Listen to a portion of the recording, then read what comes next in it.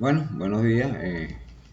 Hoy vamos entonces a cumplir la parte de las propuestas de la educación con los cambios necesarios a la educación. Es una de mis propuestas que escribí en mi blog, algunas de las propuestas, que van en función de lo que explicaba en el video anterior, que cuando todo comenzó cuando los educadores dejaron de ser educadores, aunque aún se hagan llamar como tal, pero realmente son asistentes de educación, porque si la educación viene por casa, entonces los educadores no educan.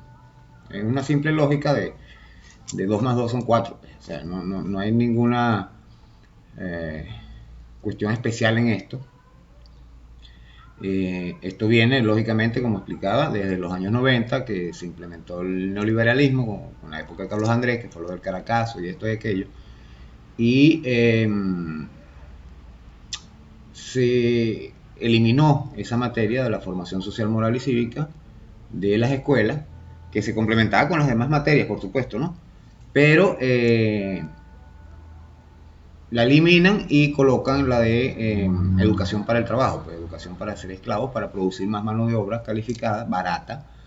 Y esto iba dentro de lo que era el plan de abandono de del campo y esto hacia las ciudades, que se convirtieron en grandes guetos de producción de mano de obra barata, como decía, donde una gran cantidad de personas optaban por un cargo en alguna empresa o en algún negocio. Adicionalmente a esto, se bajó la calidad de los educadores, pues se les quitó la parte de la vocación y comenzaron a querer trabajar en el sistema educativo, en los ministerios, pero para el 15 y último, no importaba si eran maestros o eran oficinistas o eran BDLs, porque buscaban la comodidad. Pues en aquella época, antes de los 80, los educadores ganaban más o menos, pero cuando ha ido decayendo la educación, lógicamente han ido bajando sus sueldos. Así también han ido bajando los sueldos de todo el mundo, puesto que se ha hecho una debacle social que ha producido toda esta desgracia que hemos tenido, que se la achacan al chavismo, pero resulta ser que, como expliqué, nadie, ni los que gobiernan, ni los militares de altos rangos, ni los funcionarios públicos en su mayoría, que son personas adultas, vienen de ahorita. Esos vienen de lo que aprendieron en los 80, 70, 80, 90, incluso hasta el 2000, que fue que nosotros empezamos a implementar cambios, sobre todo con la parte de las misiones. Allí eh, llevo años hablando entonces del rescate de esta formación social, moral y cívica en el país. Eso a todos los niveles, lo he hecho por todos los medios posibles, pero es difícil hacerlo cuando los mismos educadores son los que están en contra. Por eso decía que hay que hacer caída y mesa limpia, y hay que sacar a los educadores y poner allí a los que acepten lo que el Estado designa, que es lo que dice la Constitución, que el Estado es el garante de la educación, y en la casa se complementa la educación por lógica, pero la educación se da en las escuelas, como se hace en todas partes del mundo desarrollado, menos acá, en Latinoamérica. Eso no lo eliminaron. Eh, por ahí hay una charla que da el doctor Dussel, que es muy buena sobre esto, ¿no? Y él explica bastante bien y bastante detallado. Lo que pasa es que son charlas largas. Las charlas más cortas que he visto, dura 47 minutos, y de ahí en adelante son 1 hora. De hecho, esta que estoy hablando creo que dura casi 2 horas. Eh, entonces, bueno, este debate social, ¿cómo se genera? Simple.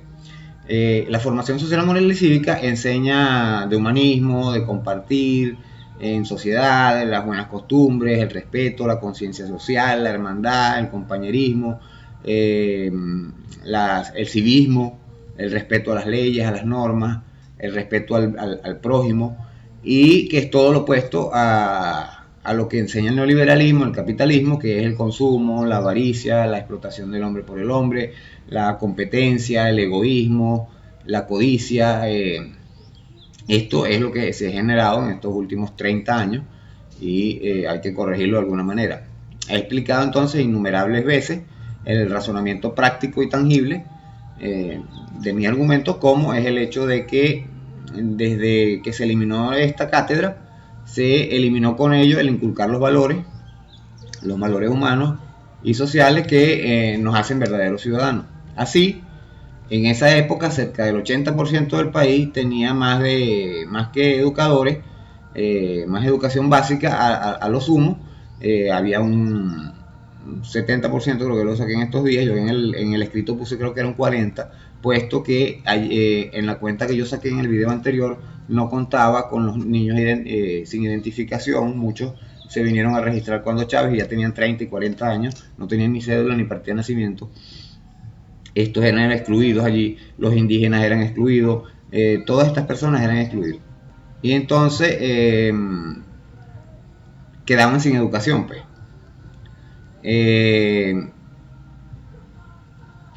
esta situación aumentaba lógicamente en el bachillerato y después se concluía en el ciclo la universidad, donde algunos iban para las ramas técnicas, ya a ser obreros, otros iban a las ramas o quedaban con los cupos, quedaban sin cupos, que me acuerdo yo que estaba el grupo de los sin cupos, y eran pocos los que excedían, y de estos pocos solo se graduaba menos del 10%. Entonces el 10% de la población controlaba el resto, el 90%. Y eso es lo que está buscando la oposición, volver. Ser ellos su 10%, al cual ese 10% de paso, los que van a Oxford, a Cambridge, a no sé qué, que son los de las líderes de la oposición, que es el 1%, domina a ese otro 10% que a su vez domina el 90%. Esa es la pirámide de dominación que se aplica, pues, en este país desde la colonia para acá. ¿Qué creció entonces con esto? La falta de educación. El gobierno, bajo la conducción del comandante Chávez, inunció los cambios, tratando de hacerlo en los ministerios infructuosamente. Vinieron los paros nacionales en estos elefantes blancos, que aún hoy en día siguen actuando igual.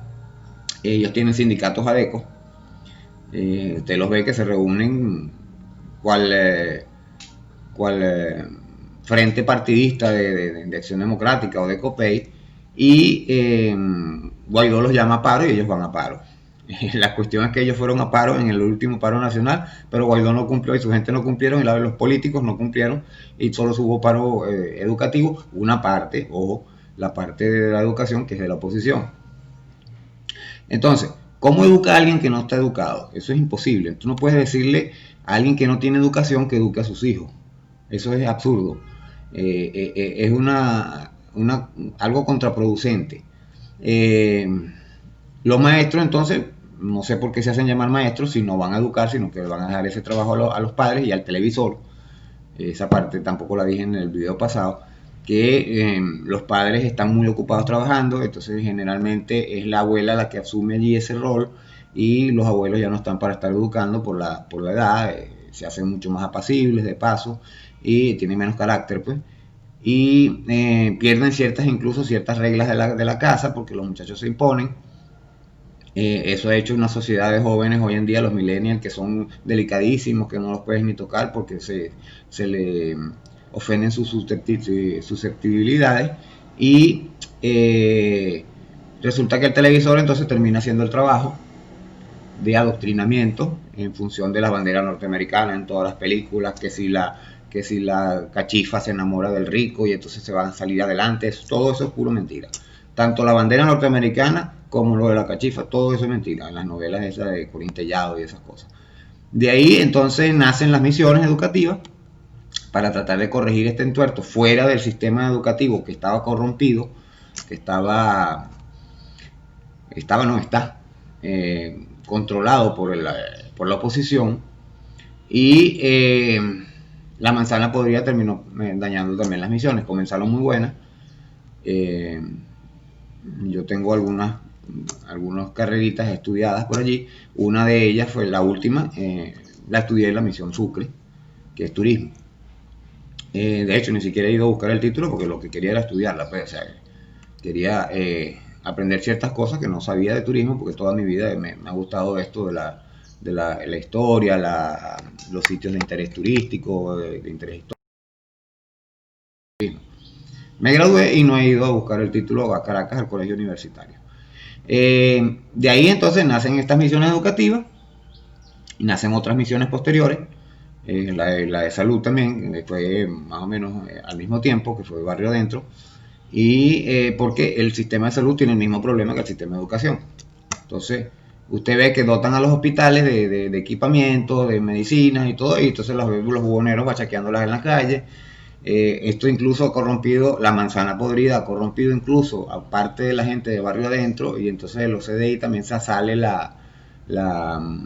los medicamentos. Tenemos unas farmacias aquí que abrieron, una farmacia social, y entonces ve los medicamentos que dicen allí, que dicen no prohibida su venta al público, que son para donar, para obsequiar, y los ve en la calle los bachaqueros vendiéndolas. Entonces, al poder no le importa mucho que la enseñanza pública no sea muy buena, porque así los hijos de los pobres no podrán competir con los hijos de los ricos. Está todo muy bien tramado para dominar, para que no tengamos una democracia y para que no mande el pueblo. Esto lo decía José Luis San Pedro, que es muy importante. Saramago habla de la conciencia. Todos estos pensadores, en algún momento voy a hablar de ellos, porque ya es la parte de filosofía como tal. Y sin filosofía no hay futuro. Por eso me pareció tan bueno el programa que hizo Pérez Pirela la semana pasada. La semana pasada digo porque desde el domingo empieza la nueva semana y él hizo el programa el viernes. Entonces, hoy inició nuevamente esta campaña para el cambio radical de la educación del país, que yo llevo promulgando desde el 99, cuando la constituyente, y como hago más adelante en este blog, hablo de algunos cambios que son necesarios. En el escrito que hice en el blog pueden ver imágenes, por ejemplo, que siempre preguntan qué pasó con la educación en el metro de Caracas, y justamente el metro de Caracas en los 80, 90, la gente era ordenada, educada, daban el paso y todo esto, y eso se acabó a medida que se fue decayendo el nivel educativo de las personas, desde que eliminaron la formación ciudadana en las escuelas. Porque el niño, lo más importante en la educación de un ser humano está en los primeros años de su vida. Esto implica dicen que hasta antes de los 6. Yo calculo que antes de los 11, porque ya el niño a los 11 empieza a tener un poco más de raciocinio y empieza ya a tener conciencia de lo que está haciendo realmente. No es porque lo incentivaron, no es porque le indujeron eso en la cabeza, sino porque ya lo piensa, mira, sí, esto debe ser porque es lo correcto. Entonces vemos que en la educación se basa en la formación hoy en día para desarrollar la capacidad laboral y no la intelectual ni la moral. Entonces esta educación afectiva de las personas de acuerdo a la cultura y a las normas de convivencia de la sociedad se basan en la transmisión de los conocimientos de persona a persona, que se adquiere a través de determinada educación. Yo recuerdo que las maestras antes lo visitaban a uno a la casa, eran como una segunda madre, los maestros en general, unos segundos padres. En mi caso yo tuve puras maestras, no, en bachillerato, en la básica no tuve maestros varones, pues, hombres. Y yo tuve 2 maestras, 3 maestras a las que les pedí hasta la bendición. Hoy en día incluso son unas señoras ya mayores, y todavía las veo y les pido la bendición. O sea, el respeto que se tenía y el amor a esas personas, porque ellas le dedicaban a uno. Cuando ellas veían algún problema con uno, ya se sentaban como una madre, y si no podían resolverlo así, veían que el problema era un poco mayor, iban a la casa a ver qué pasaba en la casa para resolver el problema. Esto hoy en día no se da porque o bien el maestro no le da la gana, no le interesa, sino que llega al salón y abran el libro en la página 25 y eso es lo que va para el examen, o sencillamente es el padre y el representante, o el muchacho en su defecto ahora también, que malandrean y insultan y atacan y agreden al maestro. Pero eso es a raíz de justamente de que el maestro no educó al padre, ¿ok? Que debe tener unos 30, 35 años, 40 años incluso, porque a los 40 años, cuando quitaron la formación social, moral y cívica, ese padre estaba en la escuela básica. Estaba entre los primeros 5 o 6 años, 6 grado, sexto grado. ¿ok? Y el resultado de eso es lo que tenemos hoy en día. Entonces, un individuo necesita diversos procesos formativos para su vida. Solo quienes ven más allá de lo evidente pueden ver que el mañana partiendo del presente. Eh, la educación, por su parte, es el proceso de socialización de los individuos, lo que también implica una concientización cultural y conductual, donde las nuevas generaciones adquieren los modos de ser de generaciones anteriores y está regida por unas pautas de conducta basadas en la lógica, pues el respeto y la solidaridad. La educación empieza en la familia y acaba en el colectivo sociocultural al que se pertenece. Pero recuerden que, como yo les explicaba, el colegio y los compañeros de clase y los maestros terminan siendo más familia incluso en ciertos tiempos de la vida que la familia propia, porque pasan más tiempo en el colegio que en sus casas o con sus familiares. Este, pocas palabras, la educación comienza en casa, pero poco puede educar a alguien que no está educado o que está muy ocupado para hacerlo.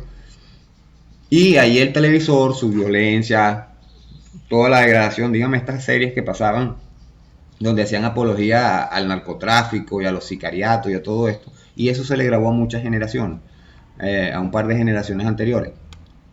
Así veían que, bueno, todos querían ser un narcotraficante. Yo quiero ser pues, para tener un carro último modelo y tener muchas mujeres, o las mujeres para tener X, Y, Z. ¿ves? Entonces, esto degradó, degeneró toda la sociedad aquí en toda Latinoamérica, no solamente en Venezuela, porque esto se ha implementado en toda Venezuela. Eh, Hay que rescatar entonces, como digo, la formación social, moral y cívica como pauta principal, cambiar todos los textos educativos que los adecuaron en función de crear mano de obra, de crear el esclavo asumido. Eh, el Estado entonces debe asumir este rol como prioritario, porque si no, nunca vamos a salir adelante. Siempre vamos a ser un país subdesarrollado, siempre vamos a ser dependientes de las potencias o de los imperios y siempre vamos a estar colonizados de una u otra manera, bien sea socialmente, culturalmente o económicamente. Eh, Actualmente se da en las escuelas sin base educativa real, todavía esta materia le cambiaron el nombre. Eh, y los maestros entonces, a lo que ellos dan no se les puede llamar educación. Yo he visto algunos textos de los que dan sobre todo en la escuela privada y de verdad dan dolor.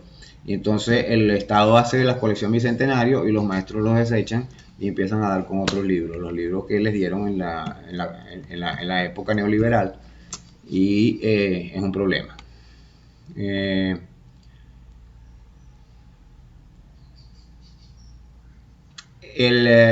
si no se da la formación social, moral y cívica, no se educa de ninguna forma.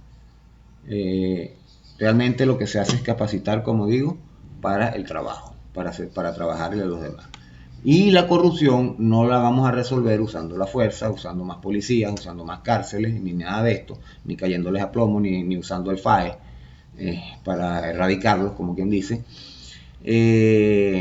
Esto solo se elimina con la razón, con la conciencia. Es así que solo rescatando la formación social, moral y cívica a todo nivel ciudadano, hoy en día habría que aplicarlo hasta en las universidades, incluso en las instituciones públicas y privadas. Habría que hacer una campaña de televisión, por las redes y todo esto dando conciencia. Así es que se irá haciendo el avance en una sociedad ética y productiva. Para acabar estas desviaciones de la personalidad es necesario entonces instruir complementariamente a los niños, jóvenes, adolescentes y adultos jóvenes, e incluso a los mayores, no tan solo a proporcionarle conocimiento y habilidades, sino también ideas y experiencias para darle una determinada formación que complemente su educación. La delincuencia entonces en Venezuela comenzó cuando le quitaron la autoridad, dicen que a los padres, pero yo no estoy de acuerdo con esto. Sí me parece que el error de mi madre estuvo metida en eso de la lona cuando se hizo la ley, y ella dice que los cambios que le hicieron fueron demasiado radicales y se desautorizó demasiado a la familia. De hecho, también se le quitaron ciertas potestades al maestro, y hoy en día no puedes ni mirar feo a un muchacho porque entonces vas preso por agresión al menor, y eso tampoco es así. Ahora todo es el bullying y la cuestión. En mi época, más compadre, todo se resolvía a la salida del recreo o a la salida de las clases. Así funcionaba. Hoy en día no, los niños tú los insultas y van y se suicidan. O sea, no ven que la vida es dar golpes y traspié, porque eso es la vida, pues sencillamente no todo es flores y besitos. Es así que entonces no hay educación en las escuelas, sino formación, y no hay sociedad sin acuerdo social constituido e instruido en la escolaridad formativa. Claro, debe estar regentada por el Estado en el marco del Programa Educativo Nacional Público. Por ello, he pensado en enviar una serie de propuestas a la Asamblea Nacional Constituyente. Se las envía a un camarada, pero no sé qué ha pasado con esto. A mí no se me ha llamado a preguntar, a consultarme para que explique los puntos que doy, pero aquí más o menos les voy a nombrar algunos. Pues. Eh, este rescate formativo en las escuelas, previo proyecto de aprobación popular, lógicamente tiene que ser consultado al pueblo, que es el soberano, es el que decide, porque es su sociedad la que se va a educar. Ahora yo no creo que sea mucha la gente que diga, bueno, la oposición dice que la moral es adoctrinamiento, pues, porque por eso es que destruyeron los libros de la colección Bicentenario. Entonces vemos casos como en Italia, que al expresidente Berlusconi lo meten preso y lo ponen a barrer calles con una braga puesta, y cuando Aquila Cava y otros alcaldes quisieron hacer lo mismo, entonces se violaban sus derechos humanos. Eso es en función de justamente para que eso se aumente. Eso es una cuestión, una locura. Aquí hay que ponerlos a pagar pena moral, que pasen vergüenza, porque más duele el cacho que más duele la echadera broma que el cacho, es lo que dicen aquí en Venezuela, ¿no? Entonces en Venezuela se armó la San Pablera cuando la acaba, y a la final lo que hizo fue aumentar mucho, bueno, eso llegó a los límites extremos, el bachaquerismo. Los cambios entonces sociales tienen dos maneras de implementarse. Unas por el shock, que es lo que decía, que es lo que no queremos llegar, que es a una confrontación armada, una guerra civil literalmente, volver a ese pasado. O paulatinamente, que es en función de la educación, que es lo ideal, pues, los cambios sociales que se vayan realizando. Queda claro, por cierto, que en las escuelas eh, el proceso educativo lo dicta el que está gobernando. Vamos a aclarar eso. Aquí hay un error de los educadores y de mucha otra gente que cree que la educación es una cuestión que la dictaron los europeos, por cierto, porque está hecha a la manera eurocentrista, como he dicho, y impuesta por los norteamericanos que vienen de los europeos, es una misma cadena, y entonces eso es un solo sistema rígido y no se va a cambiar. Pero ¿por qué lo cambiaron en los 90? ¿Por qué quitaron la formación social, moral y cívica que se daba anteriormente? Porque lo van adecuando de acuerdo a los intereses de las potencias para seguirnos explotando. Entonces, Venezuela solo alcanzará el socialismo, el desarrollo, el progreso y la independencia real cuando se rescate esta formación social, moral y cívica con textos debidamente adecuados, como he dicho. Hay que reestructurarlos todos de acuerdo a las necesidades del país, sobre todo. Hay que eliminar ciertas carreras por un tiempo, como se hace en todas partes del mundo. Si hay demasiados ingenieros, pues se para la parte de ingeniería por 3, 4 años. Si hay demasiados abogados, se para los abogados. Si hay demasiados poetas, se para la parte de la literatura, las letras. Y así, pues, en función de crear, cubrir las necesidades que tiene el pueblo. No puede ser que pues, aquí todo el mundo quiere vivir en la ciudad cómodamente y nadie quiere sembrar una cebolla. Entonces estamos pasando hambre. ¿Ves? Porque otro problema que tenemos es las ciudades parasitarias, que se han creado con este comodismo industrial, que además de eso le da a la oposición, a la clase gobernante, a la élite empresarial, le da el poder de controlar al votante para ellos seguir mandando. Y esa es toda la guerra que nos tienen, nos están haciendo pasar hambre, trabajo y necesidad, porque todo el mundo vive en las ciudades, lo que hacen es cortar la importación y se acaba todo.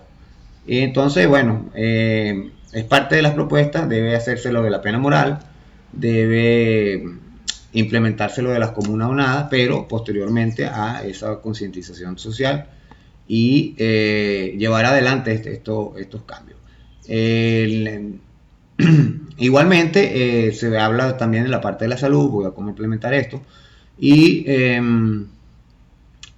hay otros cambios que hay que hacer, eso los voy a ir dando porque sería demasiado largo. En el próximo escrito voy a hablar de la dicotomía de la salud y el cuadro político-social como columna vertebral de la revolución y de la sociedad. Pues.